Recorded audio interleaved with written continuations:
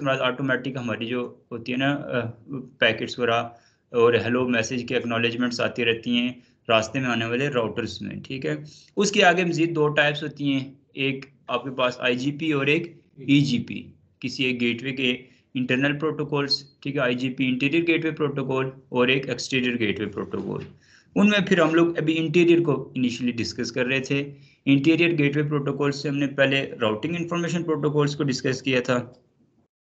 अभी हम लोग डिस्कशन कर रहे हैं EIGRP, ठीक है, enhanced interior gateway routing protocol के हवाले से। बाकी इन टॉपिक्स टर्म्स की आपको थोड़ी अभी इनिशियली समझ नहीं आएगी, बस आप ये देखिएगा कि ये सारे के सारे प्रोटोकॉल्स बेसिकली हमारे पैकेट्स को, पैकेट क्या होता है, वो इन्फॉर्मेशन, वो जो message hello how are you doing today, वो एक मैसेज है, वो पैकेट बन जाता है जब आपके डिवाइस से निकल के आगे डेस्टिनेशन की तरफ जा रहा होता है। उस पैकेट को हमने बेसिकली डेस्टिनेशन किसी नेटवर्क, जहाँ पे लाहौर में आपने मैसेज किया किसी को, कराची किया, तो वो वहां तक पहुंचाना है। उसको पहुंचाने के लिए जो टेक्निक्स हम लोग यूज कर रहे हैं, उसको पहुंचाने के लिए जो प्रोटोकॉल्स यूज कर रहे हैं, उन प्रोटोकॉल्स को अभी हम लोग स्टडी कर रहे हैं उस लेवल के ऊपर। बस ये बेसिकली एक तमहीद थी आज की क्लास की आप न्यू स्टूडेंट्स के लिए। तो इस चीज़ को जहन में रखते हुए आप मेरे साथ अटैच रहिएगा। ये चीज़ें मैं जनरली इन चीज़ों को अपने दिमाग में सोचिएगा, फिर आपको लेक्चर की समझ आएगी। इनर जो टेक्निकल टर्म्स होंगी उनको जब सोच के फिर आपको जनरल टर्म्स की समझ नहीं आएगी, ठीक है। इस तरह से आप मेरे साथ रहिएगा। अच्छा जी, हम लोग अब स्टार्ट करते हैं क्लास। हम लोगों ने डिस्कस किया था प्रीवियस क्लास में EIGRP के हवाले से, ठीक है, enhance interior gateway routing protocol. Enhance interior, ये आप सबसे पहली बात तो ये है, थोड़े समय जो लोग हमारे छुट्टी पे थे या कुछ लोग एब्सेंट थे उनके लिए भी, और जो कुछ न्यू भी हमारे साथ ज्वाइन हुए हैं उनके लिए मैं रिवाइज करवाता हुआ चलूँ कि ये सबसे पहले जो है ना वो सिस्को का प्रोप्राइटरी है। किसी का प्रोप्राइटरी होने से मुराद ये होती है कि उन्हीं की डिवाइसेस के ऊपर वो प्रोटोकॉल चलता है। क्योंकि अभी CCN ने, सिस्को तो नहीं है ना पूरी दुनिया में या पूरे पाकिस्तान में या इंडस्ट्री के अंदर, जो जहाँ पर ये राउटर स्विचेस ये डिवाइसेस सिर्फ सिस्को की तो नहीं होती ना, फायरवॉल भी है, जूनिपर भी है, हुआवे भी है, पालो आल्टो भी है, इस तरह के बहुत सारे वेंडर्स हैं। तो अभी ये जो प्रोटोकॉल हम लोग पढ़ रहे हैं CIGRP, ये सिस्को का प्रोप्राइटरी प्रोटोकॉल था, ठीक है, इनिशियली। लेकिन अब जो है ना कुछ वेंडर्स के लिए इसको ओपन स्टैंडर्ड भी कर दिया गया है, कुछ और जो है ना पार्शली ओपन इसको कहते हैं, कर दिया गया है। उसके बाद इससे प्रीवियस प्रोटोकॉल जिस हमने स्टडी किया था वो प्रोटोकॉल था राउटिंग इंफॉर्मेशन प्रोटोकॉल, जिसका एक सबसे बड़ा मेजर ड्रॉबैक जो था वो ये था कि वो स्केलेबल नहीं था। स्केलेबिलिटी से मुराद ये होती है कि वो एक बड़े इन्वायरमेंट के अंदर जो है ना सपोर्टिव नहीं था। वहाँ पर आपकी जो टोपोलॉजी है, उस टोपोलॉजी में मैक्सिमम नंबर ऑफ राउटर्स जो हैं वो जब जस्ट 15 होंगे तब तक वो सपोर्ट करेगा, जब 16 होंगे तो वो सपोर्ट नहीं करेगा और आपके राउट्स को काउंट टू इन्फिनिटी करके रिमूव कर देगा राउटिंग टेबल में से। इसलिए उसके बरक्स बात करें EIGRP, तो इसमें नंबर ऑफ राउटर्स की कोई लिमिट नहीं है, एक बड़े नेटवर्क इन्वायरमेंट के अंदर भी ये सपोर्ट कर सकता है। लेकिन राउटर्स की बात और राउटिंग के रूट्स की बात, ये दो डिफरेंट टर्म्स हैं, ये याद रखिएगा। जितने भी IGP प्रोटोकॉल्स हैं वो याद रखिएगा, उनमें राउटिंग के अंदर जो रूट्स अपडेट करते हैं उन रूट्स के अपडेट की एक लिमिट होती है। कितनी होती है, हमने लास्ट क्लास में देखा था कि हर एक IGP प्रोटोकॉल, जैसे कि RIP है या फिर EIGRP है या OSPF है, ये सारे कौन से हैं, IGP प्रोटोकॉल्स हैं। तो ये 1000 रूट्स को आपकी स्क्रीन नहीं आ रही। तो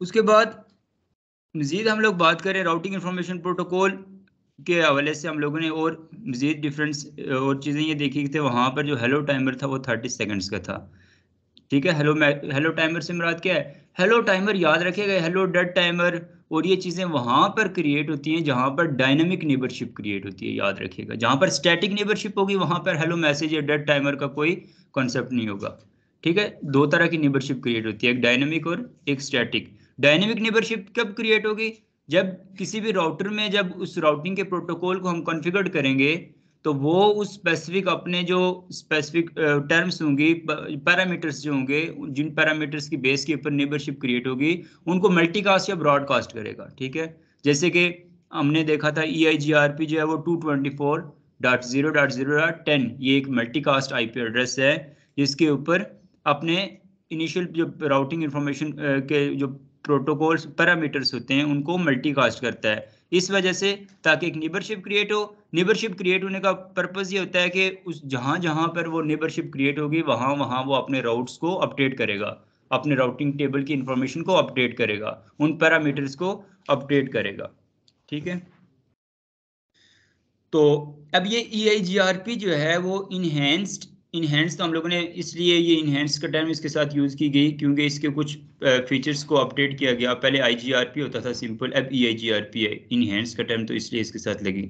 साथ इंटीरियर गेटवे इसको इसलिए कहा जाता है, इंटीरियर का टर्म इसके साथ इसलिए ये टर्म यहाँ पर यूज की जाती है कि ये एक ऑटोनोमस सिस्टम के अंदर काम करने वाला प्रोटोकॉल है। ठीक है, ऑटोनोमस सिस्टम के अंदर काम करने से मुराद ये है, ऑटोनोमस सिस्टम से मुराद आप ये सिंपल समझ लें कि जैसे हमने मल्टीपल ISP से इंटरनेट लिए होते हैं। ठीक है, तो एक ISP की लैन में आगे मुख्तलिफ लोग, एक एरिया होता है जहाँ पर किसी एक ISP इंटरनेट सर्विस प्रोवाइडर, गली मोहल्ले वाले लोग भी होते हैं, जैसे PTCL भी है, ठीक है, और वतीन भी है, जैज़ भी है, न्याटल भी है, ये सारे जो है ना ISPs हैं बेसिकली। जैज़ भी है, टेलीनॉर भी है, ये सारे के सारे। तो इनके इंटरनल अपने जो एक स्पेसिफिक रीजन्स होते हैं, उन रीजन्स में अलग अलग AS नंबर्स होते हैं। ठीक है, ऑटोनोमस सिस्टम नंबर्स होते हैं, AS नंबर्स। तो उनको आगे डिस्ट्रीब्यूट भी तो करना होता है ना। हमने एक ISP के अंदर ही रहने वाले, लेट्स सपोज मैंने आपके साथ कम्युनिकेट करना है, तो लाजमी है कि आप भी उसी ISP के अंदर ही हूँ? लाजमी तो नहीं है ना, वो तो आप किसी और डिफरेंट वेंडर के हो सकते हैं। आप जैज़ और मोबलिंक वाले भी तो आपस में कम्युनिकेट कर सकते हैं, PTCL और नेटल वाले भी तो आपस में कम्युनिकेट कर सकते हैं। तो ये जिस तरह से डिफरेंट डिफरेंट ISPs, यहाँ पर भी आप इसको ये समझ लें कि ये सेम, जब सेम ISP के अंदर जब प्रोटोकॉल कोई कॉन्फ़िगर करेंगे, ये आपको रीजन उसका यहाँ पर शो कर दिया गया कि स्पेसिफिक, यानी कि ये एक AS है पूरा का पूरा, जिसको एक स्पेसिफिक नंबर हम लोगों ने जैसे असाइन कर लिया 30114।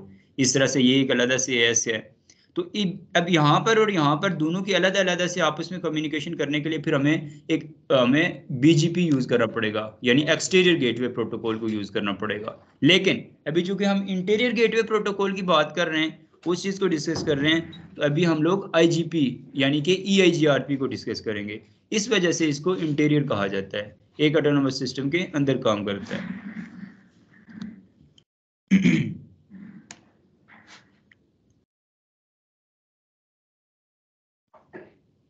ये वो चीज़ें थी, वो बातें थी जो मैं आप लोगों को प्रीवियस क्लास में डिस्कस करवा चुका हूँ। अब थोड़ा सा वहाँ से अगर आगे मज़ीद बात करें कि अगर हम लोग EIGRP की बात करें, तो जैसे ही सबसे पहले हम लोग किसी भी एक राउटर के ऊपर EIGRP को कॉन्फ़िगर करेंगे, तो EIGRP को कॉन्फ़िगर करते साथ ही उसको एक राउटर ID असाइंड हो जाएगी।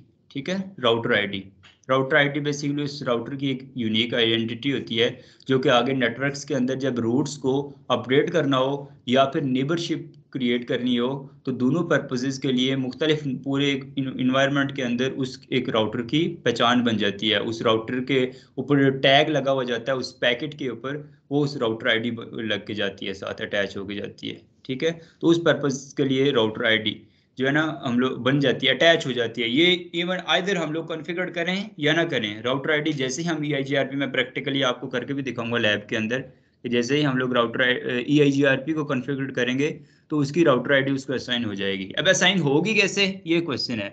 अब उसको असाइन होने के मैंने आपको तीन तरीके आपको बताए थे। पहला जो मैं ऑटोमेटिकली ऐड होने की, वो ये थी कि जैसे आपके सामने ये राउटर है, रावलपिंडी का एक राउटर है, टोपोलॉजी इस तरह से कोई एक टोपोलॉजी है जिसके ऊपर हम लोग काम कर रहे हैं। ये लैब भी आपके सामने बनी हुई है, यहाँ पर भी ये नीचे राउटर्स लगे हुए हैं, साथ स्विचेस लगे हुए हैं, फिजिकल डिवाइसेस के ऊपर भी काम करेंगे। और यहाँ पर हमारे पास सिमुलेटर्स भी अवेलेबल हैं। ठीक है, सिमुलेटर से मुराद ये है, जैसे आपको कहा गया था, जैसे बाहर सर आपको बता रहे थे कि यहाँ पर तो आपके पास डिवाइसेस अवेलेबल हैं, यहाँ पर तो आप काम कर लेंगे, तो क्या यहाँ इसके अलावा आप काम नहीं कर सकते, या एक दिन छुट्टी आपको दी गई है तो उस दिन आप कैसे काम करेंगे? तो सिस्को ने आपको ये बड़ा अच्छा एक जो है ना प्लेटफॉर्म प्रोवाइड किया है कि इन केस आपके पास फिजिकल डिवाइसेस नहीं है, ये लैब नहीं है जिस पे आप काम करके अपनी प्रैक्टिस कर सकें, क्योंकि रियल इंडस्ट्री के अंदर तो रियल डिवाइसेस के ऊपर आपको काम करना होगा, तो प्रैक्टिस के लिए आपको हर जगह पे रियल डिवाइसेस तो नहीं मिलेंगी। तो उसके लिए सिमुलेटर से मुराद ये है कि एक सिस्को पैकेट ट्रेसर के नाम से सिमुलेटर है, या फिर GNS3 के नाम से है, या ईव के नाम से है, जो कि वर्चुअल मशीन बना के उस पर चलता है। उसके अंदर आप इन्हीं राउटर स्विचेस की टोपोलॉजी बना के प्रोवाइड किए गए हैं आपको, इनके ओएस वगैरह हुए हुए सारी चीज़ें हुई हुई। जस्ट कॉन्फ़िगरेशन जैसे आपने रियल इन्वायरमेंट के इन डिवाइसेस पे करेंगे, सेम वैसे ही इन डिवाइसेस पे भी कॉन्फ़िगरेशन होगी, तो उस इनके ऊपर आप प्रैक्टिस कर सकते हैं। तो ये सिमुलेटर का नाम नोट कर लें, सिस्को पैकेट ट्रेसर। ये आपने इनिशियली जो न्यू स्टूडेंट्स हैं, ये लाजमी आप लोगों ने डाउनलोड करना है, ठीक है, सिस्को पैकेट ट्रेसर अपने लैपटॉप्स के ऊपर या डेस्कटॉप्स के ऊपर, ठीक है। अच्छा, आप भी न्यू आए, थोड़ी सी एडवांस क्लास है, कुछ चीज़ें समझ आएंगी, हम न्यू बैच जल्दी स्टार्ट कर लेंगे, फिर आप हमारे साथ अटैच हो जाएंगे, ठीक है।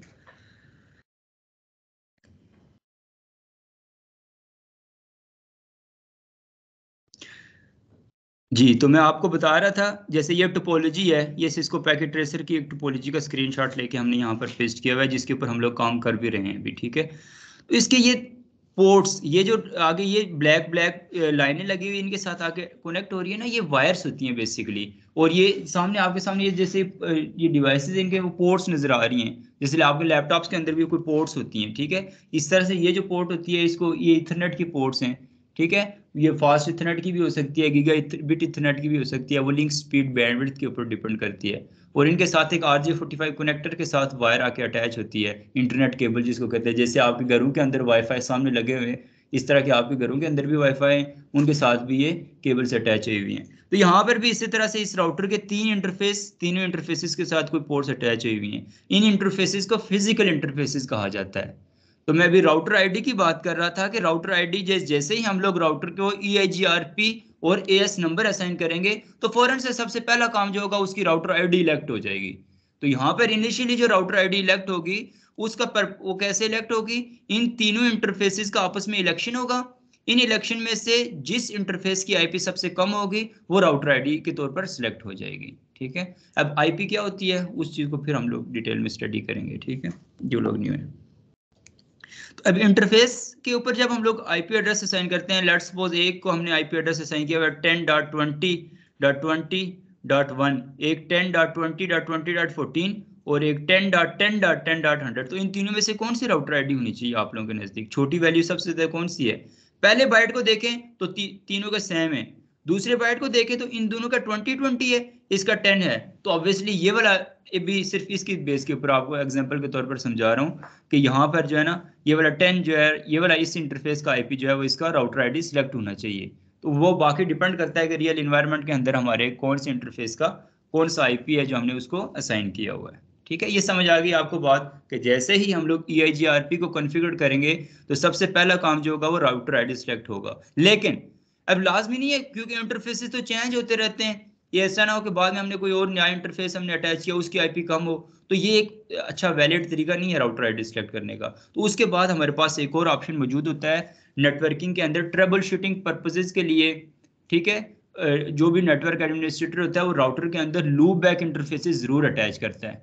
अब लूप बैक इंटरफेस अटैच करने का बेनिफिट क्या है, फायदा क्या है? क्योंकि फिजिकल इंटरफेस अगर डाउन हो जाए, तो आपको पता है उसकी IP भी रिमूव हो जाती है वहां से, ठीक है। फिजिकल इंटरफेस अगर आपका डाउन हो जाए, कोई प्रॉब्लम हो जाए, पोर्ट है, पोर्ट में कोई प्रॉब्लम आ जाए, केबल में कोई प्रॉब्लम आ जाए, तो प्रोटोकॉल वहां से डाउन हो जाएगा। जब प्रोटोकॉल डाउन हो जाएगा, तो IP में भी प्रॉब्लम आएगी, और फिर राउटर आईडी में भी ऑब्वियसली इश्यू आएगा। तो इस वजह से जो लूप बैक इंटरफेस होता है, जब तक कि आपके राउटर का या आपकी डिवाइस का iOS क्रैश नहीं होता, यानी राउटर वो डिवाइस जब तक फंक्शनल है, तब तक वो लूप बैक इंटरफेस उसमें, चूंकि वो क्या होता है, वर्चुअल होता है, वो वर्चुअल होता है, इसलिए वो कभी भी वो डाउन नहीं होता, प्रोटोकॉल उसका डाउन नहीं होता। तो इस वजह से जो राउटर की आइडेंटिटी के तौर पर आप लूप बैक इंटरफेस को भी अटैच कर सकते हैं। एक तो ये मैंने आपको उसका बेनिफिट बताया कि उसका जो है ना, प्रोटोकॉल डाउन नहीं होता, वर्चुअल होता है, जब तक राउटर चलता रहता है तब तक वो भी उसको असाइंड रहता है, आप इन केस के खुद ना रिमूव करें। और दूसरा बेनिफिट उसका क्या है कि ट्रबल शूटिंग पर्पसेस के लिए भी जो नेटवर्क एडमिनिस्ट्रेटर्स होते हैं, वो लूप बैक इंटरफेस असाइन करते हैं राउटर्स को। ये दूसरा ऑप्शन हो गया। जैसे ही हम लोग लूप बैक को कॉन्फ़िगर करेंगे किसी राउटर के अंदर, तो जो पहले इलेक्शन होया हुआ था, यानी फिजिकल इंटरफेसेस के आपस में कंपैरिजन से एक छोटे IP जो है वो राउटर आईडी बन गया था, फौरन से वो इलेक्शन उनके आपस में, वो उसकी प्रायोरिटी डाउन हो जाएंगी।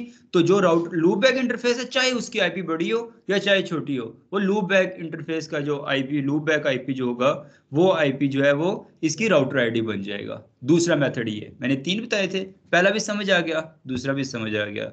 उसके बाद तीसरा जो प्रोसीजर होता है और जो one of the most useful होता है वो ये होता है कि हम लोग जैसे ही राउटर EIGRP कॉन्फ़िगर करते हैं, जैसे मैंने आपको बताया राउटर EIGRP और AS नंबर देते हैं, उसके साथ ही आपके पास ऑप्शन होता है मैन्युअली कमांड के साथ आप राउटर आईडी की कमांड के साथ एक IP असाइन कर सकते हैं। राउटर आईडी 11112233 वगैरह वगैरह, कोई एक IP स्पेसिफिक जो उसके पैरामीटर्स को मैच कर रही हो, तो IP जैसे ही वो असाइन करेंगे तो उसकी प्रायोरिटी, उसकी वैल्यू और उसकी जो अहमियत होगी वो बाकी दोनों से ज़्यादा होगी। वो राउटर आईडी चूंकि एग्जैक्टली राउटर आईडी की कमांड से हमने यूज़ की है, तो वो उस राउटर की यूनिक आइडेंटिटी बन जाएगी और वो ओवरलैप कर लेगी बाकी दोनों चीज़ों को। ठीक है, ये बेसिकली एक मेथड होता है। ये चीज़ हो गई। उसके बाद नेक्स्ट, जैसे हमने यहाँ पर मैंने मेंशन किया राउटर EIGRP, उसके बाद एक AS नंबर दे दिया है। AS नंबर आप 1 से लेकर 65,535 तक 2 बाइट्स इसकी वैल्यू होती है। ठीक है, 2 बाइट्स इस AS नंबर जो होता है उसकी वैल्यू 1 से लेकर 65,535 तक कोई भी वैल्यू असाइन कर सकते हैं। और ये साथ ये देखें इस तरह से राउटर आईडी और यहाँ पर कोई भी वैल्यू आप यहाँ पर इसको असाइन कर सकते हैं। नेक्स्ट इसके बाद आती है बात नेटवर्क की। नेटवर्क है लेट्स सपोज 200.10.33.0। तो EIGRP के अंदर आप लोग याद रखिएगा कि नेटवर्क असाइन करने का ये पर्पस नहीं होता कि जस्ट किसी एक इंटरफेस को रिप्रेजेंट करवा रहे हैं। ये यहाँ पर आप पूरा का पूरा उस जो IP हम लोग असाइन कर रहे हैं उस पूरे की नेटवर्क आईडी भी दे सकते हैं, या एक पूरा का पूरा मेजर नेटवर्क भी असाइन कर सकते हैं ऑर्गेनाइजेशंस के अंदर या ISP लेवल के ऊपर। आमतौर पर EIGRP तो ऑर्गेनाइजेशनल लेवल के ऊपर यूज होता है, ISP लेवल के ऊपर या IBGP लेवल के ऊपर आपको OSPF ज्यादा नजर आएगा। ठीक है, लेकिन चूंकि EIGRP कुछ हद तक प्रोप्राइटरी है इसलिए आपको ऑर्गेनाइजेशनल लेवल तक इसको नजर आएगा, लेकिन ऑर्गेनाइजेशन के अंदर भी डिपेंड करता है ना कितना बड़ी टोपोलॉजी बनी हुई है। क्या पता चूंकि EIGRP प्रोप्राइटरी है लेकिन इसमें DM VPN के अंदर बड़ा इसका यूज है। बैंक, यहाँ पे बैंक्स होते हैं उसकी ब्रांचेस होती हैं, हब एंड स्पोक टोपोलॉजी बनती है। हेड ऑफिस क्या पता है HBL है उसका कराची में हो, पूरे पाकिस्तान में उसकी ब्रांचेस हो, उनके दरमियान में जो बेसिकली टोपोलॉजी क्रिएट होती है हब एंड स्पोक टोपोलॉजी, वहाँ पर भी DM VPN यूज होता है, आपको पता है। ठीक है, VPN बेसिकली इंफॉर्मेशन को सिक्योर बनाने के लिए, तो उसके लिए वहाँ पर भी तो मैं बेसिकली बताने का ये पर्पज है कि EIGRP भी एक इंडस्ट्रियल लेवल के अंदर यूज होने वाली चीज़ है, यूज होने वाला प्रोटोकॉल है। तो वो मैं बता रहा था कि ये जो हमने जैसे नेटवर्क इसको जब असाइन करेंगे, नेटवर्क से मुराद ये है क्योंकि ये डायनामिक राउटिंग प्रोटोकॉल है, तो डायनामिक राउटिंग प्रोटोकॉल क्या करते हैं, अपने जितने भी एक राउटर होगा अपने इंटरफेसेस को एडवर्टाइज कर देता है। एडवर्टाइज करने से मुराद क्या है कि वो तमाम EIGRP अपने नेटवर्क्स की इंफॉर्मेशन को लेके एक मल्टीकास्ट एड्रेस पे चले जाते हैं और जहां पर उसके पैरामीटर्स मैच होते हैं वहां पर नेबरशिप क्रिएट करके अपने राउट्स को अपडेट करके इंफॉर्मेशन शेयरिंग स्टार्ट कर देता है, कम्युनिकेशन स्टार्ट हो जाती है। तो इसी वजह से यहाँ पर हम लोगों को लाजमी नहीं है कि इंटरफेस की एग्जैक्ट IP असाइन करें, हम मेजर नेटवर्क भी असाइन कर सकते हैं। सबसे बड़ा नेटवर्क कौन सा है, सबसे मेजर नेटवर्क कौन सा है, आप लोग मुझे बताएं जो पुराने लोग हैं जी। सबसे बड़ा नेटवर्क कौन सा है? 0.0.0.0 ना, ठीक है, डिफॉल्ट रूट जिसको हम लोग कहते हैं। ठीक है, ये सबसे बड़ा नेटवर्क है। तो इस इन राउटर्स के अंदर जब हम EIGRP कॉन्फ़िगर कर रहे हैं, लेट्स वो 3 इंटरफेसेस है, तीनों में डिफरेंट नेटवर्क्स चल रहे हैं, तो अगर हम लोग 0000 असाइन कर लेंगे डिफॉल्ट रूट, तो उसका ये मतलब नहीं होगा कि हमने जो एक मल्टीकास्ट IP के जरिए एक एड्रेस जाएगा, एक नेबरशिप को मैसेज जाएगा, हेलो मैसेज आएगा, उस हेलो मैसेज में के साथ जो नेटवर्क्स की इंफॉर्मेशन होगी उस नेटवर्क्स की इंफॉर्मेशन में 00 होगा नहीं। सबसे पहले हम लोगों ने एक EIGRP कॉन्फ़िगर किया, EIGRP से हमारा टोपोलॉजी टेबल बनता है, तो वहां पर एक मेजर रूट से आगे जो उसके माइनर रूट्स कॉन्फ़िगर असाइन किए गए होते हैं इंटरफेसेस को, उसमें वो टोपोलॉजी टेबल में ऐड हो जाते हैं। यानी टोपोलॉजी टेबल में एग्जैक्टली यही इंटरफेसेस के IP आपको नजर आएंगे और उस मल्टीकास्ट एड्रेस के पैकेट में भी वही स्पेसिफिक इंटरफेसेस के IPs नजर आएंगे। ठीक है, 3 तरह के टेबल्स होते हैं, आप लोग ये याद रखिएगा। सबसे पहले आपके पास एक नेटवर्क हम लोग असाइन करेंगे इंटरफेसेस का, उसके बाद दूसरे नंबर पर टोपोलॉजी टेबल बनता है। ठीक है, टोपोलॉजी टेबल में उस पूरी की पूरी टोपोलॉजी की इंफॉर्मेशन होती है। उसके बाद राउटिंग टेबल बनता है, राउटिंग टेबल में फिर वो उसके डेस्टिनेशन रूट्स वगैरह जो जो जहाँ जहाँ पे नेबरशिप क्रिएट होती है उन रूट्स की इंफॉर्मेशन वो चीज़ें सारी अटैच होती हैं। तो ये एक सीक्वेंस में ये सारी की सारी चीज़ें चलती हैं। तो ये थी सारी की सारी इंफॉर्मेशन इस रूट्स के हवाले से। लेकिन उसके बाद मजीद अगर आगे बात करें, ये एक आईपी, इन केस हम लोग किसी नेटवर्क का आईपी इंडिविजुअली, हम मेजर रूट्स नहीं देना चाहते, हम इन्हीं इंडिविजुअली भी नेटवर्क्स को एडवर्टाइज करवा सकते हैं। और अगर वो हम लोग एडवर्टाइज करवाना चाह रहे हैं तो उनको एडवर्टाइज करवाने के लिए हमें क्या करना पड़ेगा? सबसे पहले हमें यहाँ पर एक मल्टीकास्ट एड्रेस असाइन करना पड़ेगा। ठीक है, मल्टीकास्ट एड्रेस तो इनिशियली EIGRP के केस पे पहले से कॉन्फ़िगर्ड होता है। साथ यहाँ पर ये वाइल्ड कार्ड मास्क असाइन करना पड़ेगा। जैसे ही नेटवर्क को एडवर्टाइज करेंगे उसके साथ ही वाइल्ड कार्ड मास्क, क्योंकि हम लोगों को पता है कि पहले, इससे पहले ये जैसे हम स्टैटिक रूट्स में किसी नेटवर्क्स की इंफॉर्मेशन को अपडेट कर रहे थे तो उसकी इंफॉर्मेशन के साथ हम लोग सबनेट मास्क असाइन करते थे। तो सबनेट मास्क जैसे असाइन करते हैं किसी की एक आईपी का, एक नेटवर्क पोर्शन, एक दूसरा होस्ट पोर्शन होता है, उसके साथ ही जो वाइल्ड कार्ड मास्क होता है, वाइल्ड कार्ड मास्क जो सबनेट मास्क होता है उसका अपोजिट होता है, उसका उलट होता है। ठीक है, ये याद रख लीजिएगा। उसकी क्या वजह होती है? सबनेट मास्क में चूंकि हमें पता है कि नेटवर्क वाला हिस्सा जो है ना जो है वो फिक्स रहता है, होस्ट पोर्शन जो है ना उसमें चेंजेस आती रहती हैं। इवन हम लोगों ने उसकी सबनेटिंग भी की हो, लेकिन वो भी हमने होस्ट पोर्शन की वाली जो बाइट होता है उसी में चेंजेस कर रहे होते हैं। लेकिन चूंकि अभी नेटवर्क लेवल के ऊपर बात हो रही है, नेटवर्क्स आपस में डिफरेंट नेटवर्क्स कम्युनिकेट कर रहे हैं, इस वजह से EIGRP में इनिशियली हमारे ये चीज़ें डिस्कस कर भी चुके हैं हम लोग कि मशीन्स वगैरह इतनी स्ट्रांग नहीं होती थी, डिवाइसेस वगैरह। तो वहाँ पर EIGRP जब चलता था तो किसी एक स्पेसिफिक रूट को पहचानने के लिए यहाँ पर अगर 255.255.255.0 लिखें तो उसका मतलब पहले इस पूरे जो है ना बाइट को चेक करेगा, उसको कंपेयर करेगा, फिर दूसरा बाइट, फिर तीसरा बाइट। तो मशीन के अंदर इतनी कैपेसिटी नहीं होती थी, पावर नहीं होती थी, तो टाइम कंज्यूम बहुत ज़्यादा होता था, प्रोसेसेस स्लो हो जाते थे। तो उस चीज़ को अवॉइड करने के लिए वाइल्ड कार्ड मास्क। अब वाइल्ड कार्ड मास्क का बेनिफिट क्या हुआ, ये देखें। ये बेसिकली 4 आपको पता आईपी के बाइट्स हैं और 4 इसके आगे सबनेट मास्क को शो करवा रहे हैं ना, लेकिन ये वाइल्ड कार्ड मास्क है, उसमें 000 से मुराद ये है इन तीनों बाइट्स को कंपेयर ही नहीं करेगा, चेक ही नहीं करेगा, उनको जीरो कर दिए। ये इस चीज़ का फैसला हो गया। अब आखिरी एक बाइट को जस्ट उसको चेक करना पड़ रहा है, तो इससे उसकी एफिशिएंसी इंक्रीज हुई, स्केलेबिलिटी इंप्रूव हुई। तो दैट्स वाई यहाँ पर जो है वाइल्ड कार्ड मास्क के कॉन्सेप्ट को हम लोग यूज करते हैं। ये यहाँ तक बात हो गई। अब मज़ीद हम लोग अगर इसके हवाले से बात करें तो मैंने आपको बताया कि एक तो सबसे पहले जो है ना, जैसे ही नेटवर्क असाइन किए जाएंगे EIGRP की कॉन्फ़िगरेशन के बाद, तो एक नेबरशिप टेबल, एक टोपोलॉजी टेबल और एक राउटिंग टेबल। हाँ, टोपोलॉजी टेबल और राउटिंग टेबल का मैंने आपको बताया, लेकिन नेबरशिप टेबल में क्या चीज़ें अटैच होंगी? नेबरशिप टेबल में नेबरशिप के पैरामीटर्स अटैच होंगे। वो पैरामीटर्स का अटैच होकर उनका सेम होना ज़रूरी है, उनकी आपस में नेबरशिप को मेंटेन रखने के लिए। उनके जो EIGRP के केस में जो सबसे मेजर जो पैरामीटर्स हैं नेबरशिप के लिए, वो याद रखिएगा, वो हैं आपके के वैल्यूज़, के मैट्रिक्स जो होती हैं। ठीक है, के मैट्रिक्स कौन कौन सी होती हैं? अब यहाँ पर चलते हैं। अब ये के मैट्रिक्स करते क्या हैं? ये जो राउटिंग टेबल होंगे, ये जैसे ही इनमें के मैट्रिक्स को कैलकुलेट करेंगे, उन कैलकुलेट करने के बाद इस चीज़ का फैसला किया जाएगा कि कौन से पाथ को हम लोग चूज करेंगे अपने डेस्टिनेशन तक कम्युनिकेशन के लिए। क्यों ये काम क्यों करेंगे? पहले तो हमें ये काम करना नहीं पड़ रहा था। पहले हम लोगों को क्या काम करना पड़ रहा था? स्टैटिक रूटिंग में तो हमें एग्जैक्टली स्पेसिफिक पाथ को असाइन कर लेते थे, वो तो मैनुअल था सारा काम। उसके बाद डायनेमिक राउटिंग में रिप की, चूंकि डिस्टेंस वेक्टर राउटिंग प्रोटोकॉल था, तो डिस्टेंस वेक्टर राउटिंग प्रोटोकॉल में हम काउंटिंग कर लेते थे सामने सामने के जितने रास्ते में आने वाले राउटर्स अगर ज्यादा हैं तो उस रास्ते को बैकअप रखा जाएगा, और जिस रास्ते में आने वाले राउटर्स जो है ना वो कम है, उसको एक्टिव रख के उसके जरिए कम्युनिकेशन कर दी जाएगी। ये सिंपल तरीका था। लेकिन अब मैं यहाँ पर मैट्रिक्स के हवाले से बातें कर रहा हूँ, और ये चीजें क्यों? क्योंकि मैंने आपको बताया था कि जो IGP के जो प्रोटोकॉल्स हैं उनकी 2 मेजर टाइप्स हैं। कौन कौन सी? एक डिस्टेंस वेक्टर राउटिंग और एक link state routing. Distance vector routing से मुराद ये थी कि वो जस्ट किस चीज के ऊपर फैसला करती थी? Number of hopes. उसका मैट्रिक कैलकुलेशन का जो मेथड था वो नंबर ऑफ होप्स थे। नंबर ऑफ होप्स की बेस पे वो इस चीज का फैसला करता था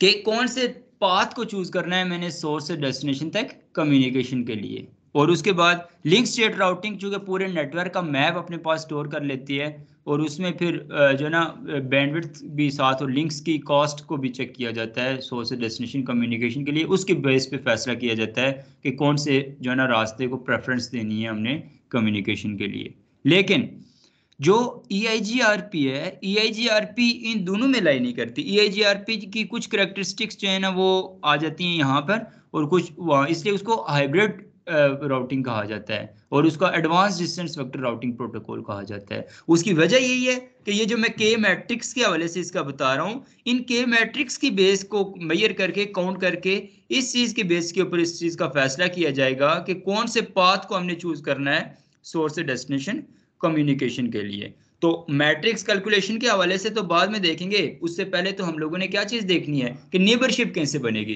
तो नेबरशिप में भी आपकी के मैट्रिक्स का जो है ना असर और रसूख होता है, वो इन्वॉल्व होती हैं। तो ये के मैट्रिक्स पहले देख लेते हैं होती कौन कौन सी हैं।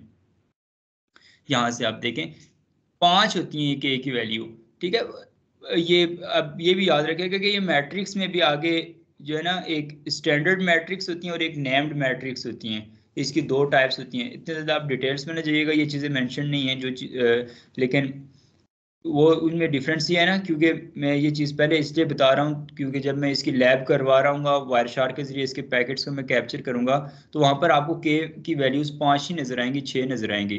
तो इसलिए वहाँ पर आप लोग कन्फ्यूज ना हो। वो बहुत एक एडवांस NPCCI लेवल की एक चीज़ है जिसको हम लोग वहाँ पर डिस्कस करते हैं। अभी यहाँ पर आपने के की जो मैट्रिक्स है उसकी 5 वैल्यूज़ जो है ना वो यूज होंगी यहाँ पर आपके CCNA लेवल के ऊपर, ठीक है।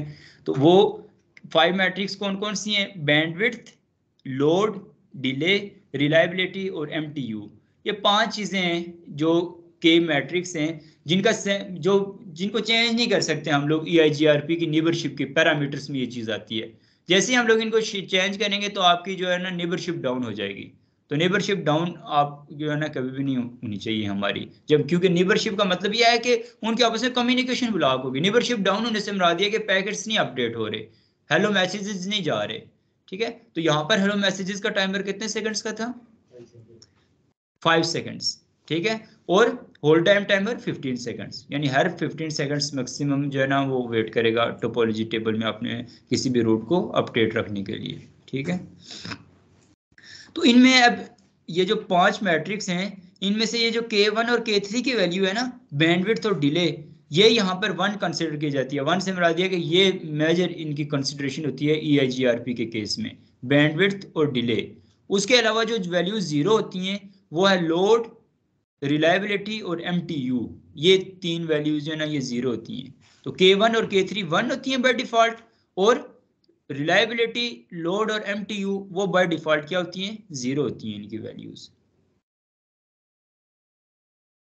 जब हम लोग मैट्रिक्स को कैलकुलेट कर रहे होंगे तो वो जो बैंडविड्थ होगी वो लोएस्ट बैंडविड्थ को चेक करेगा, और इस वजह से वो जो बैंडविड्थ जो होती है ना वो बड़ी प्रायोरिटी की बात होती है ना। बैंडविड्थ से मुराद आप लोग तो समझते हैं ना कि जैसे हम लोग इंटरनेट से भी हमने ISP से कोई एक स्पेसिफिक बैंडविड्थ ली होती है, 4 Mbps 8 Mbps का कनेक्शन लिया होता है। इसी तरह से यहाँ पर बैंडविड्थ से मुराद ये होता है कि किसी एक राउटर की कम्युनिकेशन की मैक्सिमम कैपेबिलिटी किसी एक पोर्ट से, ये हमारा डेटा है 1 KB का भी हो सकता है, 1 MB का भी हो सकता है, 1 GB का भी हो सकता है, लेकिन वो जो डेटा हम लोग क्रिएट करेंगे हमारे इस राउटर के इंटरफेस में कितनी कैपेबिलिटी है कि कितना मैक्सिमम डेटा वो ट्रांसफर कर सकता है, तो वो जो होता है उसको बैंडविड्थ कहते हैं, ठीक है। मैक्सिमम जो है ना ट्रांसमिशन कैपेबिलिटी। तो डिले, डिले से मरा दिया रास्ते में जितने जितने राउटर्स आते जाते हैं उतना उतना डिले। लेट्स सपोज एक राउटर आया तो डिले 10 सेकंड्स था, 10 था। 2 राउटर्स आए तो 20 हो जाएगा, 3 आए तो 30 हो जाएगा। इस तरह से ये डिले होता है, ठीक है। तो इस तरह से रिलायबिलिटी, लोड और MTU ये अभी हम लोग इसको जो है ना 0 कंसिडर करते हैं, ये अभी यहाँ पर इनको यूज नहीं कर सकते करते। तो ये है। उसके बाद इसको ये जो के मैट्रिक्स है उनको जो है ना कॉन्फ़िगर करने का, या फिर हम लोग कहते हैं कैलकुलेट करने का, मैं आपको दिखाऊंगा कि जैसे सोर्स डेस्टिनेशन कम्युनिकेशन के लिए वो जो वैल्यू आएगी वो कैसे कैलकुलेट होती है। वो मैट्रिक्स पूरी कैलकुलेट होने का ये फार्मूला है basically 10⁻⁷ divided by bandwidth plus delay को अगर टेंस में रखते हैं तो खाली डिले रखें, लेकिन सिंपल जो डिले की ओरिजिनल वैल्यू है उसी को वहां पर रखते हैं तो डिले डिवाइडेड बाई 10 और मल्टीप्लाई बाई 256। ये पूरा फार्मूला होता है। ले अब देखें ना, यहाँ पर मैंने आप लोगों को बताया कि रिलायबिलिटी, लोड और एम्प्टी यहाँ पर कंसिडर नहीं होते, ये जीरो मेंशन्ड है। इसी वजह से इनके फार्मूला जब हम लोग मैट्रिक्स को कैलकुलेट कर रहे होंगे, मैट्रिक्स को कैलकुलेट करने से मुराद समझ रहे हैं ना, मैट्रिक्स को कैलकुलेट करने से मुराद ये है कि मैंने किसी एक सोर्स से डेस्टिनेशन तक इंफॉर्मेशन को भेजनी है।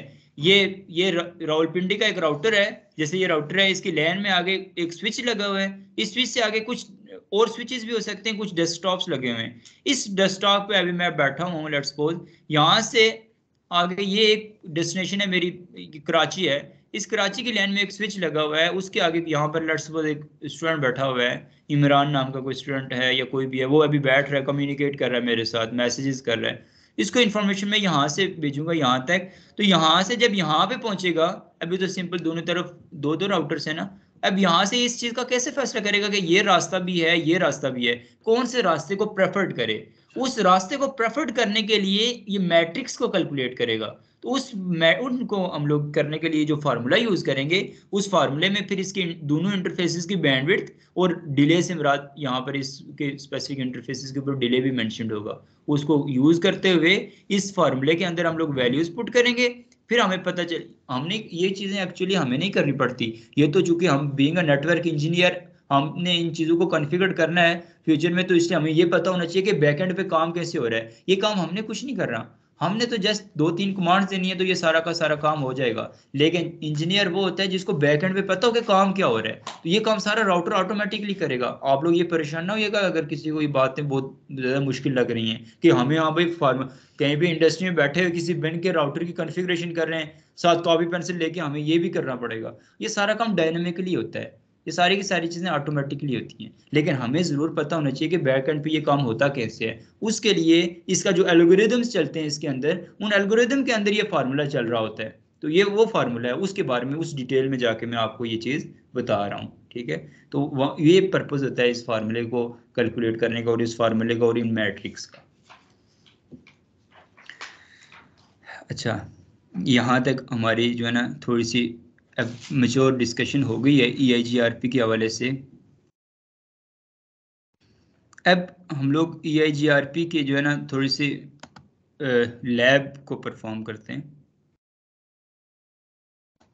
प्रीवियस क्लास में सिंपल EIGRP को कॉन्फ़िगर करना आप लोगों को सबको पता मुश्किल नहीं है। एक मेजर जो लैब है हमारी 4 राउटर्स वाली, उस लैब के अंदर हमने EIGRP को कॉन्फ़िगर करना सीख लिया था, हमने राउटर्स के दरमियान आपस में कम्युनिकेशन करवा दी थी। लेकिन मेजर उसी तरह से आपके हज़ारों राउटर्स भी हो ना, सब में EIGRP वैसे ही कॉन्फ़िगर्ड होगा। लेकिन असल चीज़ ये है कि उसके इंटरनल कॉन्सेप्ट को अंडरस्टैंड करना कि दो राउटर्स के दरमियान में उनकी नेबरशिप क्रिएट कैसे होगी, ठीक है, नेबरशिप डाउन कैसे होगी, और उसकी बैंडविड्थ वगैरह चेक कैसे करते हैं। ये चीज़ जब समझ जाए तो आपकी बड़ी से बड़ी टोपोलॉजी को हैंडल कर लेंगे। तो उस चीज़ के लिए चूंकि आपको पता है सिस्को पैकेट ट्रेसर के अंदर सारे एडवांटेजेस मौजूद नहीं है, तो अभी रियल राउटर्स को ऑन करते हुए टाइम लग जाएगा। बात है कि तो हम बात कर काम कर लेते हैं इसका GNS3 के अंदर, वहां पर मैं वायर शार्ट के जरिए सारे पैकेट्स भी कैप्चर करके आपको दिखाऊंगा, और सारे इसके जो भी कम्युनिकेशंस वगैरह होती हैं, नीबरशिप बनती कैसे है, और नीबरशिप बनने से पहले पैकेट्स में क्या चीज़ें इंफॉर्मेशन होती हैं, और नीबरशिप बनने के बाद जो अपडेट्स आती हैं वहां पर क्या इंफॉर्मेशन होती है, और नीबरशिप बनने से पहले हेलो पैकेट्स और नीबरशिप बनने के बाद जो अपडेट पैकेट्स होते हैं उनके दरमियान में कुछ और पैकेट्स भी जाते हैं। जैसे ही नीबरशिप बनने के बाद इनिशियली एम्प्टी पैकेट्स भी जाते हैं, उन एम्प्टी पैकेट्स वो क्या होते हैं, कैसे उनका काम होता है, उनकी थ्योरेटिकली उसको एक्सप्लेन करने से बेहतर है कि मैं प्रैक्टिकली वो चीज़ें आपको करके दिखाऊंगा, वहां पर ये बाकी के कॉन्सेप्ट्स लैब में ही एक्सप्लेन करूंगा, ठीक है। उसके लिए हम GNS3 को ओपन कर लेते हैं।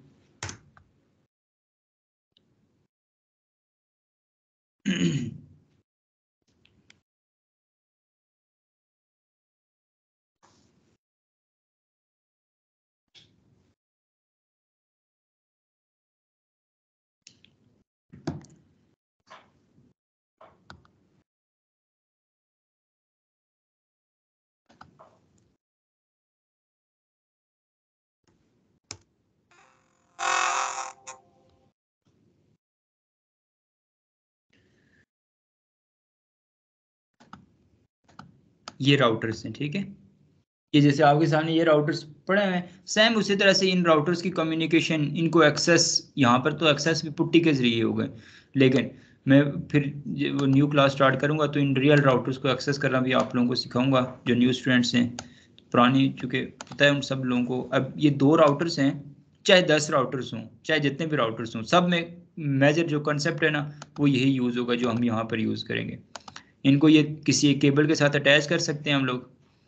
फास्ट इथरनेट 0/0 के जीलेट्स पे इनको अटैच किया।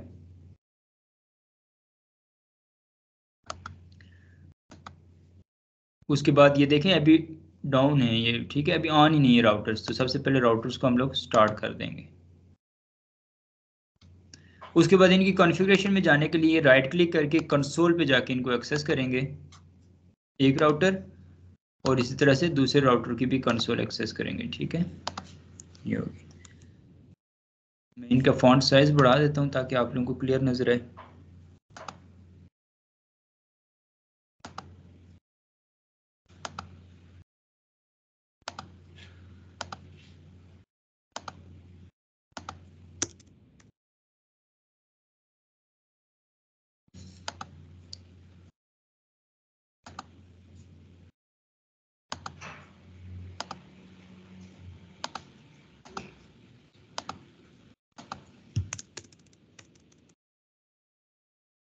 एक R1 इसका नाम है, दूसरे का राउटर 2 है।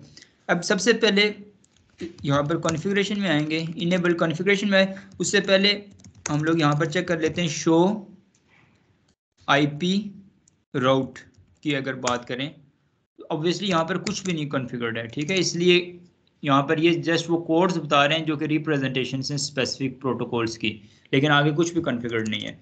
उसके लिए सबसे पहले हमने इनके इंटरफेसेस को कॉन्फ़िगर करना होगा सबसे पहले। अब ये 2 इनके इंटरफेसेस को मैं हाईलाइट कर देता हूँ, एक फास्ट इथरनेट 0/0 है राउटर 1 का भी, राउटर 2 का भी। इनके इंटरफेसेस को कॉन्फ़िगर करने के लिए सबसे पहले राउटर 1 में आऊँगा, इंटरफेस फास्ट इथरनेट 0/0। अब उस सब इंटरफेस में आ गया, उस इंटरफेस की एक्सेस में आ गया। अब जो भी काम करूंगा इस इंटरफेस एक पोर्ट की जस्ट कॉन्फ़िगरेशन करूंगा, ठीक है। उसको हम लोग सबसे पहले आईपी एड्रेस असाइन कर लेते हैं। इन दोनों के दरमियान में एक आईपी हम लोग चला देते हैं, लेट्स सपोज 192.168.10.0। ये एक नेटवर्क हम इन दोनों के दरमियान में चला देते हैं।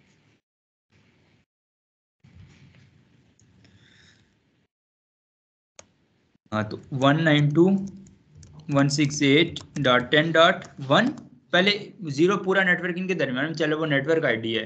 तो इनके इंटरफेसेस को तो नेटवर्क आईडी नहीं असाइन कर सकते, वो तो आईपी असाइन करेंगे। नेटवर्क आईडी और आईपी में डिफरेंस पता है ना। नेटवर्क आईडी जो होता है किसी भी एक स्पेसिफिक नेटवर्क की पहली आईपी होती है, और वो किसी इंटरफेस या किसी डिवाइस को असाइन नहीं की जाती, वो जस्ट उस पूरे नेटवर्क की पहचान होती है। तो इस वजह से .1 हम लोग इस नेटवर्क का पहला आईपी इसको असाइन कर देंगे। उसके साथ उसका मास्क असाइन कर लेंगे, सबनेट मास्क हो गया, और साथ ही उसके इंटरफेस को नो शट डाउन करेंगे तो ये अप हो जाएगा। अभी हमारे पास नोटिफिकेशन आ जाएगा कि ये इसमें प्रोटोकॉल अप हो गया। अब ये जैसे ये काम कर दिया, उसके बाद देखिएगा शो आईपी इंटरफेस ब्रीफ करेंगे तो यहाँ पर हमारे पास और भी इंटरफेसेस हैं बहुत सारे, लेकिन फास्ट इथरनेट 0/0 को हमने कॉन्फ़िगर किया, ये आईपी यहाँ पर हमारे पास आ गया डेटाबेस में। ये ठीक है, ये डेटाबेस बेसिकली होता है। उसके बाद इसका स्टेटस ओके है। मेथड मैनुअली हमने आईपी असाइन किया है। आईपी असाइन करने के 2 तरीके होते हैं, आपको पता है, एक डीएचसीपी के जरिए और एक मैनुअल। जैसे हम लोग घरों में हमारे मैनुअली कोई आईपी आपने इससे पहले लिखा है कभी? नहीं। वाईफाई ऑन करते हैं, पासवर्ड असाइन करते हैं, पासवर्ड डालते हैं, क्रेडेंशियल्स, तो आपको नेट एक्सेस मिल जाती है। क्यों?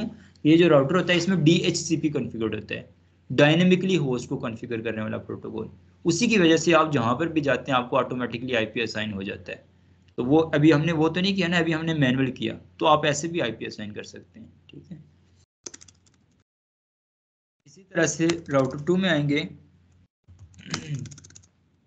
Interface fast ethernet 0/0 no shut down, और उसको भी आईपी एड्रेस असाइन कर लेंगे 192.168.10.2, ठीक है, 255.255.255.0। इसको भी हमने आईपी एड्रेस असाइन कर दिया।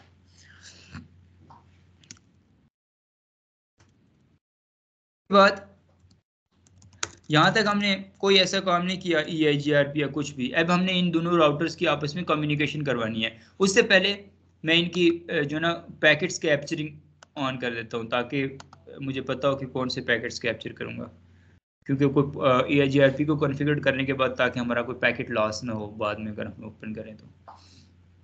ठीक है, अभी तो हमने कुछ कॉन्फ़िगरेशन नहीं की हुई, इस वजह से कोई हमारा पैकेट्स नहीं आ रहे। अब यहाँ पर मैं आपको EIGRP को कॉन्फ़िगर करके दिखाता हूँ। उससे पहले यहाँ पर देखिएगा शो IP प्रोटोकॉल्स की कमांड से अगर चेक करें तो देखें कुछ यहाँ पर नहीं शो हो रहा। इस तरह से शो IP EIGRP, ठीक है, टोपोलॉजी की बात करें तो इसमें भी कोई इंफॉर्मेशन नहीं है। ठीक है, लेकिन जैसे देखिएगा जैसे कोई मैं IP का एक प्रोटोकॉल चलाऊंगा कॉन्फ़िगरेशन में आके, कौन सा प्रोटोकॉल चला रहे हैं हम लोग, राउटर EIGRP, और उसके बाद मैंने आपको बताया था कि यहाँ पर AS नंबर देना है। ये देखिए मैंने बताया था A1 से लेकर टोटल 65,535 AS नंबर से ये कोई वैल्यू आप असाइन कर सकते हैं, लेकिन चूंकि ये IGP है इस वजह से एक ऑटोनोमस नंबर सिस्टम के अंदर काम करने वाला प्रोटोकॉल है, तो जितने जहां जहां पे हम लोगों ने EIGRP की कम्युनिकेशन करवानी होगी तो तमाम राउटर्स को सेम AS नंबर असाइन करना पड़ेगा। अगर डिफरेंट AS नंबर असाइन करेंगे तो उनकी आपस में कम्युनिकेशन नहीं होगी, आइडेंटिटी, ठीक है, सेम सेम नंबर होंगे तो तब आपस में कम्युनिकेट करेंगे। तो एक ही नेटवर्क की बात कर रहे हैं या डिफरेंट नेटवर्क्स? नहीं, यहाँ पर नेटवर्क्स की तो बात ही नहीं हो रही अभी तो। नहीं, नेटवर्क जितने मर्जी हो, राउटर पूरे ओवरऑल राउटर के ग्लोबल कॉन्फ़िगरेशन की बात कर रहा हूँ, जहाँ पर एक ग्लोबली एक उसमें प्रोटोकॉल चला रहे हैं, तब मैं ये बात कर रहा हूँ। ठीक है, ठीक। हाँ, नेट उसी एक ही बेसिकली नंबर के जरिए आगे जितने भी नेटवर्क्स होंगे सारे ही एडवर्टाइज होंगे। ठीक है, अच्छा, राउटर EIGRP लेट्स पर हम यहाँ पर 100 असाइन कर देते हैं। अब देखिए कि जस्ट मैंने अब यहाँ पर इसका मतलब ये है कि आगे कोई नेटवर्क वगैरह नहीं असाइन किया, कुछ भी नहीं असाइन किया, लेकिन जैसे ही इसमें एक AS नंबर दिया, EIGRP कॉन्फ़िगर किया, अब यहाँ पर देखिएगा शो IP प्रोटोकॉल की बात करें, यहाँ पर प्रोटोकॉल चल गया, देखें कौन सा राउटिंग प्रोटोकॉल चला EIGRP जिसका नंबर क्या है 100, ना कि ये चला, और उसमें ये देखिए आगे EIGRP मैट्रिक्स की भी इंफॉर्मेशन आ गई, K1 और K3 की वैल्यू 1 आ गई, K2 K4 और K5 की वैल्यू क्या है 0 है। ठीक है, उसके बाद नेक्स्ट मजीद जो इंपॉर्टेंट बात जो आपको बताने वाली है वो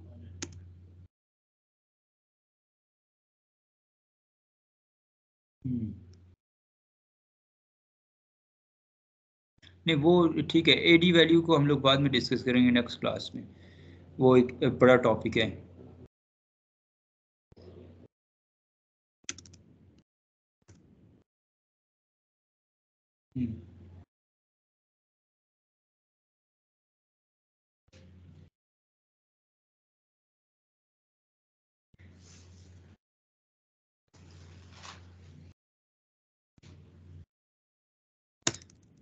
बात यहाँ पर देखिएगा शो IP EIGRP टोपोलॉजी की अगर बात करें हम लोग तो यहाँ पर आगे मजीद कोई इन्फॉर्मेशन नहीं आएगी, जस्ट 192। अब ये हाँ वो यहाँ पर आता है, मैं वो यही चीज़ चेक करवाना चाह रहा था आपको, एक्चुअली वो यहाँ पर आ जानी चाहिए थी लेकिन नहीं आई। राउटर ID के बारे में चूंकि मैंने आपके साथ काफ़ी डिटेल में बात की थी, तो वो यहाँ पर शो IP प्रोटोकॉल्स की बात करते हैं तो यहाँ पर जो है ना साथ राउटर ID भी यहाँ पर बता देता है, लेकिन वो यहाँ पर चलो उसने बता दी कि राउटर ID जो है 192.168.10.1, क्योंकि अभी इसका एक ही इंटरफेस है तो इस इंटरफेस का IP जो है राउटर ID बन जाएगा। मल्टीपल इंटरफेसेस होते हैं उनमें से जो छोटा IP होता वो राउटर ID बन जाता, लेकिन बनेगा जरूर क्योंकि हमने क्या EIGRP को कॉन्फ़िगर कर दिया।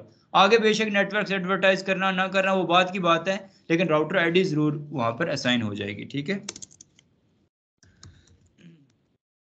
यहाँ पर हम लोग इंटरफेस लूप बैक भी असाइन कर सकते हैं। लेट्स इंटरफेस लूप बैक 0, उसके बाद IP एड्रेसेस हम लोग यहाँ पर असाइन कर लेते हैं, लेट्स सपोज 1.1.1.1 और साथ उसके मास्क पे असाइन कर लेंगे 255.255.255.0। अब हम लोग चलते हैं IP प्रोटोकॉल्स और उसके साथ शो IP EIGRP टोपोलॉजी। अभी उसमें एडवर्टाइज करेंगे, कॉन्फ़िगरेशन में आते हैं। अब यहाँ पर जो है ना मैं मेजर नेटवर्क्स और माइनर नेटवर्क्स के हवाले से बता रहा था कि अब सबसे पहले राउटर EIGRP 100, ठीक है, 100 ही हमने कॉन्फ़िगर किया हुआ है। अब यहाँ पर नेटवर्क्स को जब एडवर्टाइज करने की बात आती है तो यहाँ पर हम मेजर एक नेटवर्क भी दे सकते हैं, माइनर नेटवर्क्स भी दे सकते हैं। तो मेजर नेटवर्क से मुराद यहाँ पर 0000 भी असाइन कर सकता हूँ, लेकिन चूंकि हमारा जो मेन जो नेटवर्क है वो इसमें एक ही चल रहा है। कौन सा चल रहा है? 192.168.10 वाला नेटवर्क चल रहा है। आगे चूंकि हमारी ये जो टोपोलॉजी है, इसमें हमने प्रीवियस क्लास में देखा भी था, इसमें मल्टीपल नेटवर्क चल रहे हैं। आगे अभी तो बस इस राउटर को इस राउटर के साथ कनेक्ट करके नेबरशिप की बात हो रही है ना, आगे ये नेटवर्क भी चल रहा है, ये नेटवर्क भी चल रहा है, तो तब उसके लिए हम मेजर नेटवर्क असाइन करते हैं ताकि इंडिविजुअली एक एक नेटवर्क को एडवर्टाइज ना करना पड़े। लेकिन अभी चूंकि हमारे पास एक ही नेटवर्क है, उसको एडवर्टाइज करने का सिंपल सा तरीका ये, उसका भी इंटरनल में भी मेजर नेटवर्क असाइन कर सकते हैं। 192.168.10.0 ऐसे भी कर सकते हैं, और 10.1 उस इंडिविजुअल आईपी को भी एडवर्टाइज करवा सकते हैं। दोनों का मकसद सेम है, दोनों में ही असल बात हमारी .1 की हो रही है, .0 की नहीं हो रही, ठीक है। उसके साथ यहाँ पर देखिए खुद ही वो बताएगा, ये जो मैंने वाइल्ड कार्ड मास्क की बात की है, ये मैंने नहीं की, इसके प्रोटोकॉल में शामिल है। ये देखें वो खुद ही कह रहे हैं EIGRP का वाइल्ड कार्ड बिट्स यहाँ पर असाइन करें।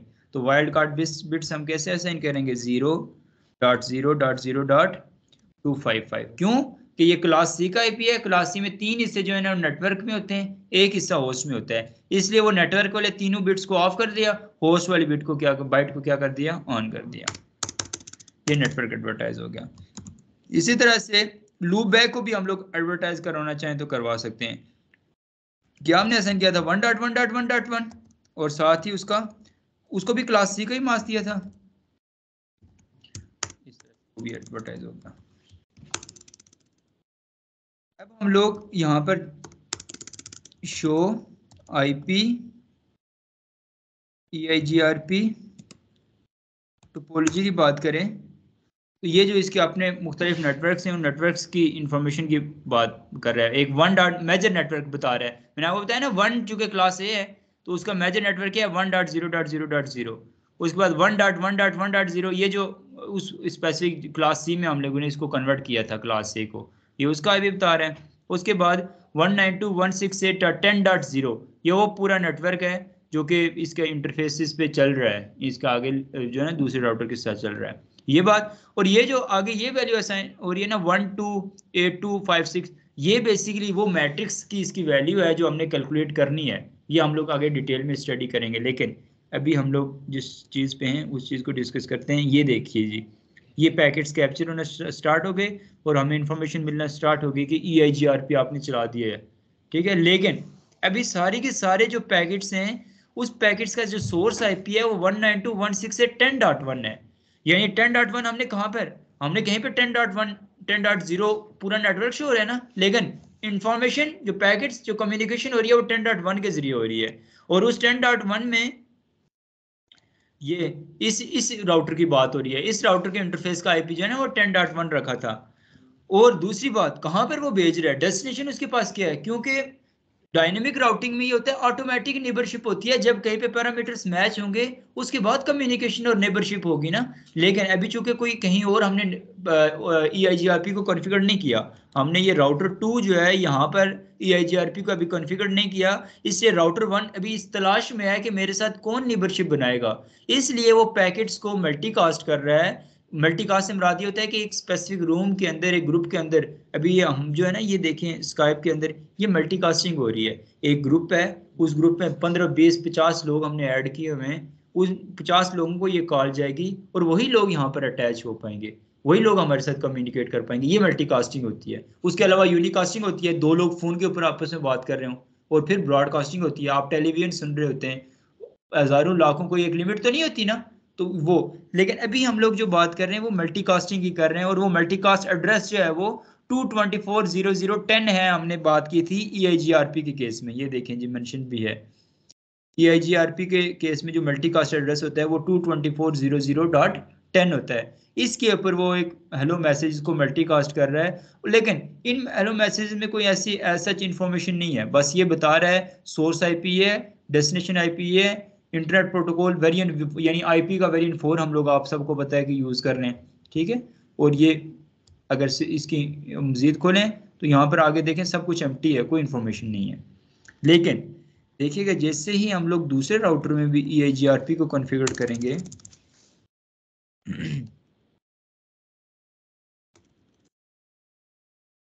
राउटर EIGRP कितना था 100 होगा तो तब, अगर 100 के अलावा कोई और AS नंबर हम लोग असाइन कर देंगे फिर इनकी नेबरशिप आपस में नहीं क्रिएट होगी, फिर इनकी आपस में कम्युनिकेशन नहीं क्रिएट होगी जी। AS नंबर सेम होना चाहिए, ठीक है। फिर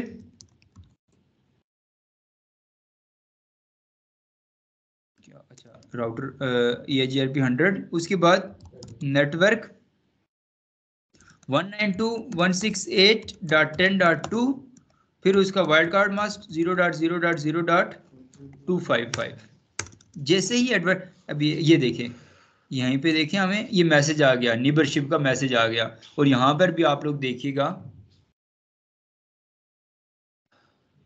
सबसे पहले यहाँ पर राउटर 2 ने सब, राउटर 1 पहले, राउटर 1 से मुराद जिसकी 10.1 IP है वो राउटर 1 है, और 10.2 जिसकी है, इससे पहले देखे सारी 10.1 इतनी ज्यादा पैकेट्स हमने जो कैप्चर किए हैं वो सारे के सारे 10.1 से थे। लेकिन जैसे ही राउटर 2 में भी हमने EIGRP को कॉन्फ़िगर किया तो राउटर यहाँ पे जाके ये पहले राउटर 1 ने हेलो मैसेज भेजा, फिर राउटर 2 ने हेलो मैसेज भेजा, जब दोनों ने भेज दिया तो उसके बाद ये यहाँ पर आगे हम लोग देखेंगे कि ये भी सारे जो ना हेलो मैसेजेस हैं, जो जो मल्टीकास्ट हो रहे हैं ना वो सारे हेलो मैसेजेस हैं। ये यहाँ पर जो है ना राउटर 2 ने राउटर 1 को एक क्या भेजी, कौन सा पैकेट भेजा, अपडेट पैकेट भेजा। इससे पहले जो भी इंफॉर्मेशन है वो सारी मल्टीकास्टिंग की है, मल्टीकास्टिंग को हमने नहीं देखना। ये कौन सा इंफॉर्मेशन है, ये यूनिकास्टिंग है। मल्टीकास्टिंग और यूनिकास्टिंग की आपको समझ लग रही है ना। जो IP224 वाला है वो वो मल्टीकास्ट का है, और जो एग्जैक्ट सोर्स IP भी 192 और डेस्टिनेशन IP भी 192, 10.2 जो है वो 10.1 को मैसेज भेज रहा है, वो यूनिकास्टिंग हो रही है। उसमें एक अपडेट पैकेट भेज रहा है।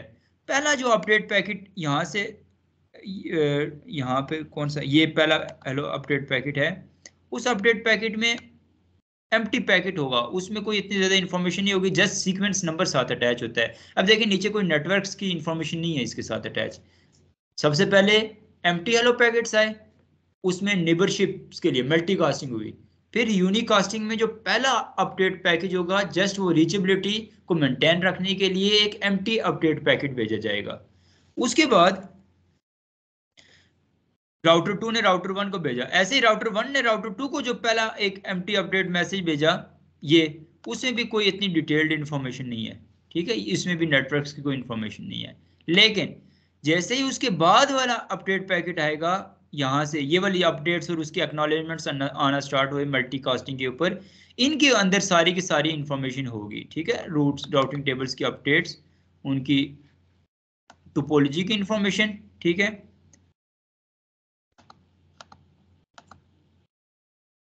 ये सोर्स एड्रेस, डेस्टिनेशन एड्रेस, ये टोपोलॉजी की इंफॉर्मेशन। ये भी मैंने पैकेट सही नहीं ओपन किया, एक सेकंड, हाँ वो मैंने गलत पैकेट ओपन किया था, वो तो जस्ट एक्नॉलेजमेंट का पैकेट था ना, क्योंकि यहाँ पर ये सारी के सारे पहले दो पैकेट्स के अलावा कोई भी पैकेट जिसके आगे एक्नॉलेजमेंट नहीं लिखी हुई, एक्नॉलेजमेंट में तो आपको पता है इन्फॉर्मेशन ही होती है, वो तो जस्ट इस चीज़ की अश्योरेंस होती है कि आपने जो इन्फॉर्मेशन मुझे भेजी थी वो मेरे तक पहुंच गई है। तो यहाँ पर ये जो इसके बाद वाले जो अपडेट पैकेट्स हम लोग कैप्चर करेंगे, उसमें ये आगे सारे नेटवर्क्स की इंफॉर्मेशन, नेटवर्क्स की अपडेट, प्रोटोकॉल कौन सा चल रहा है, और वो तमाम तरह डिटेल्स चल रही होंगी। ना कि सिर्फ ये, बल्कि उसके साथ साथ यहाँ पर मजीद जो ना के वैल्यू, मैं आपको मैट्रिक्स भी यहाँ पर दिखाता हूँ।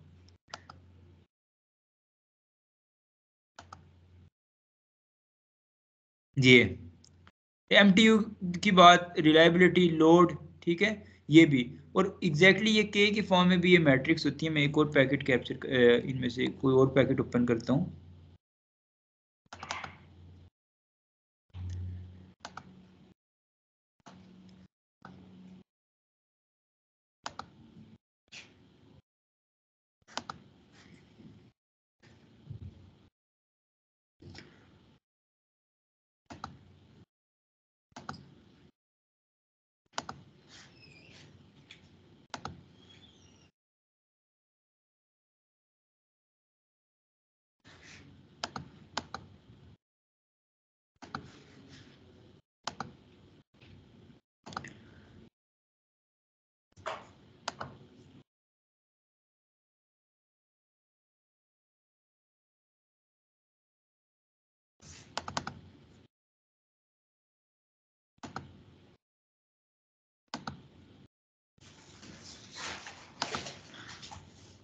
बहरहाल वो मैंने आईपी प्रोटोकॉल से भी आपको के मैट्रिक्स बता दी थी कि K1 K3 जो है वो ये, अच्छा ये है, ठीक है, ये भी यहाँ पर भी आ गई। ये पैरामीटर्स हैं बेसिकली। इनमें जो के की वैल्यूज के ये वाले जो पैरामीटर्स हैं ना, इनका जो है ना सेम होना जरूरी है। अगर इन केस राउटर 1 जो है, जी मैं आपको दिखा दूं, राउटर 1 जो है वो अगर राउटर 2 से अगर इनके पैरामीटर्स चेंज हैं, K1 की वैल्यू और K3 की वैल्यू के अलावा बाकी और कोई वैल्यू हमने चेंज कर दी, तो नेबरशिप डाउन हो जाएगी, इनकी कम्युनिकेशन स्टॉप हो जाएगी। इसमें 3 चीज़ें होती हैं पैरामीटर्स में जो जाती हैं। सबसे पहले hello timer, hold time timer और के वैल्यूज, ठीक है, मैट्रिक्स। जिनमें हेलो टाइमर या होल्ड टाइम टाइमर जो है ना, उनको चेंज करने से कोई फर्क नहीं पड़ता, उनको चेंज करने से आपकी नेबरशिप नहीं डाउन होती। लेकिन के मैट्रिक्स के की वैल्यूज को जैसे आप चेंज करेंगे आपकी नेबरशिप डाउन हो जाएगी। इसको मैं नेक्स्ट फिर क्लास में करके भी दिखाऊंगा कि के वैल्यूज को किस तरह से डाउन किया जाता है। इसमें मतलब दोनों साइड पे K1 और K3 की वैल्यू मैच करनी चाहिए, 5 की वैल्यू मैच करनी चाहिए। यानी हमने के की वैल्यू जो एक तरफ स्टैंडर्ड रखी हुई है, दूसरी तरफ भी सेम स्टैंडर्ड होगा, तो तब इनकी नेबरशिप डाउन अप रहेगी। अगर ये एक यहाँ पर अगर K1 की वैल्यू 1 से 0 कर दें या फिर K2 की वैल्यू 0 से 1 कर दें, तो दूसरी तरफ अगर वही पुरानी रहेगी तो आपकी नेबरशिप डाउन हो जाएगी। ठीक है, इस तरह से इसकी नेबरशिप की एडजेसेंसी को मेंटेन रखा जाता है। जी के वैल्यू हमें नहीं, सॉरी आपकी बात समझ नहीं आई, रिपीट करें। ये के वैल्यू जो है ये हमें कॉन्फ़िगर करनी पड़ेगी? नहीं, ये बाय डिफॉल्ट होती है, इनमें कोई चेंजेस नहीं करनी पड़ती। लेकिन अच्छा। इन के वैल्यूज में जो मेजर चीज़ें हैं ना, इसमें बैंडविड्थ वगैरह उनको चेंज तो करते हैं, लेकिन हम बिल्कुल ऑन और ऑफ इग्नोर नहीं करते इसको। ये वो चीज़ें बता रहा हूँ कि जो कोई एक, चूंकि आपको पता है कि हमारा जो डाटा सेंटर होता है, आईटी इंफ्रास्ट्रक्चर होता है, उसमें जो डिजास्टर्स या कोई प्रॉब्लम्स आती हैं, उनमें एक एक जो मेजर एक प्रॉब्लम होती है, उसमें ह्यूमन एरर भी शामिल होता है। ठीक है, कोई उसमें जो प्रॉब्लम्स आती हैं, अवेलेबिलिटी कॉम्प्रोमाइज होती है, ठीक है, या फिर उसकी परफॉर्मेंस कॉम्प्रोमाइज होती है, तो उनका एक बैकएंड पे एक इश्यू ह्यूमन एरर भी होता है। तो ह्यूमन एरर से कहीं पे ये के मैट्रिक्स ना चेंज हो जाएं, इसलिए ये चीज़ें मैं सबको बता रहा हूँ डिटेल्स में कि आप जब इसको कॉन्फ़िगर कर रहे हो तो आपने के मैट्रिक्स के साथ छेड़ना ही नहीं है। जो बाय डिफॉल्ट के वैल्यूज हैं वही रहेंगी। क्यों कि अगर के वैल्यू को आप चेंज करेंगे तो ऑब्वियसली आपकी नेबरशिप डाउन हो जाएगी, और आप बाकी तमाम आप प्रोटोकॉल सही चला रहे होंगे, कॉन्फ़िगरेशन सही चल कर रहे होंगे, लेकिन आपकी नेबरशिप जो है ना वो डाउन ही रहेगी, वो आपकी नेबरशिप ही नहीं बनेगी। नेबरशिप का कैसे पता चलेगा? राउटर कम्युनिकेट ही नहीं कर सकेंगे।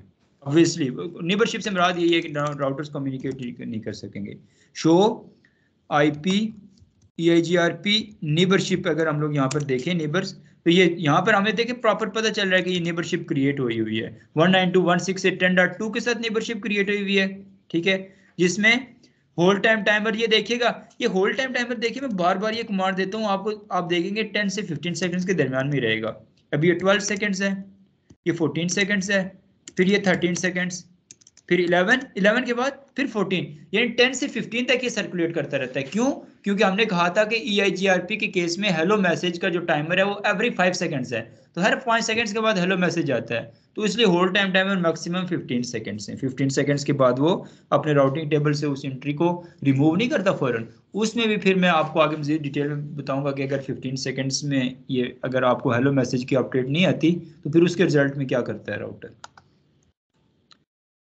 जी, कोई हैंड रेज की थी जी, उबैद पूछिए। यहाँ तक मेरे ख्याल में आज काफ़ी है, अब आपके क्वेश्चंस के आंसर्स करता हूँ, उसके बाद सर मेरा क्वेश्चन था, मैट्रिक्स जो वैल्यू है, मैट्रिक वैल्यू है जो जी वो कैलकुलेट करने में आगे, लेकिन वो आपने जब उसका कमांड लगाई थी, वो आईपी टोपोलॉजी में कमांड भी याद नहीं है, लेकिन वो जो दिखा रहा था मैट्रिक वैल्यू, तो जी, हम ये पहले कैलकुलेट करके असाइन करते हैं या फिर वो, या वैसे ही ऑटोमेटिकली असाइन हो जाती है वैल्यू, हमने मैं मैच करनी होती है, वो मैंने हमें आपको कैलकुलेट बताया, नहीं करनी है। हाँ हाँ मैंने ये बताया था, आपने आई थिंक सुना नहीं है, सॉरी एक सेकेंड।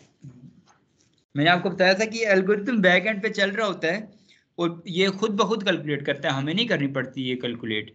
ये मैं इसलिए बता रहा था, मैं कैलकुलेट करके दिखाऊंगा ताकि मैं आपको ये बताऊं कि फार्मूले की जो है ना वैलिडेशन को चेक करवाने के लिए कि जो मैंने फार्मूला असाइन किया हुआ है, फार्मूला यूज़ किया हुआ है, उस फार्मूले में वो वैल्यूज़ जो हम बैंडविड्थ चेक करेंगे। अब बैंडविड्थ चेक कैसे करेंगे? उसके लिए शो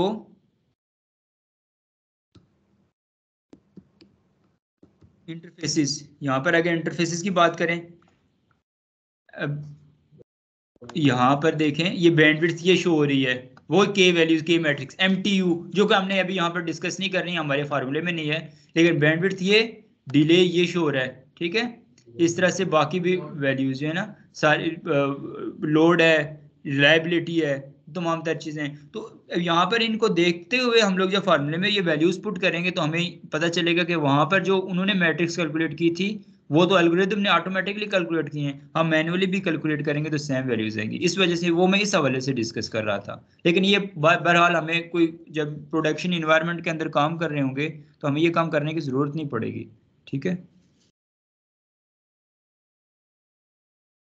सर ये GNS मैंने डाउनलोड कर ली है, इसको इंस्टॉलेशन के लिए फाइल जो है इसके आगे इमेज फाइल आ रही है, इसको किस तरह रन करना पड़ेगा?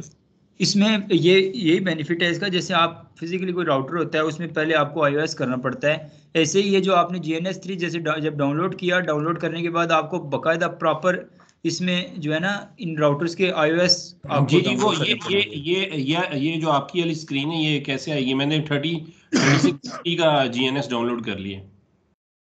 सॉरी GNS3 मैंने 3060 का ये जो इमेज डाउनलोड कर लिया 3060 का। हाँ, तो उसमें जब डाउनलोड करके आप उसको इसको कॉन्फ़िगर भी करना होता है ना, यहाँ पर आप इसमें कहीं पे प्रोसीजर देख लें क्योंकि गाइड करना है, इसे थोड़ा लेंथी स्टेप है। यहाँ पे फाइल्स में जाके तो बाकायदा iOS यहाँ पे इंपोर्ट किए जाते हैं। इंपोर्ट अच्छा। करने के बाद उस स्पेसिफिक इमेज वहाँ पर उसको असाइन की जाती है प्रॉपर, जैसे रियल राउटर में iOS कॉन्फ़िगर्ड होता है, इसमें भी होगा। उसके बाद वो इमेज इसकी प्रॉपर आपको शो होगी और फिर ये कॉन्फ़िगरेबल होगा। अच्छा ये ठीक है जी। फिर नेक्स्ट क्लास में इंशाल्लाह मज़ीद डिस्कशंस करते हैं। तब तक के लिए अल्लाह हाफिज़। ये जितनी बातें की हैं इनकी आप लोग प्रैक्टिस करें। जिनके पास नहीं है GNS, नो वरीज, आप लोग ये सारा काम पैकेट ट्रेसर पे भी कर सकते हो, ठीक है। बस जिस पैकेट्स कैप्चरिंग नहीं कर सकते वो कोई इतना मेजर टास्क नहीं है, वो मैं जस्ट आपके कॉन्सेप्ट्स को इन्हेंस करने के लिए पैकेट्स कैप्चरिंग करके दिखा रहा हूँ, ठीक है। फिजिकल एविडेंसेस दिखा रहा हूँ ताकि आपको पता हो कि काम कैसे हो रहा है, अदरवाइज इसकी ज़रूरत नहीं है इतनी कोई खास, ठीक है। ठीक ठीक है जी, अल्लाह हाफिज़।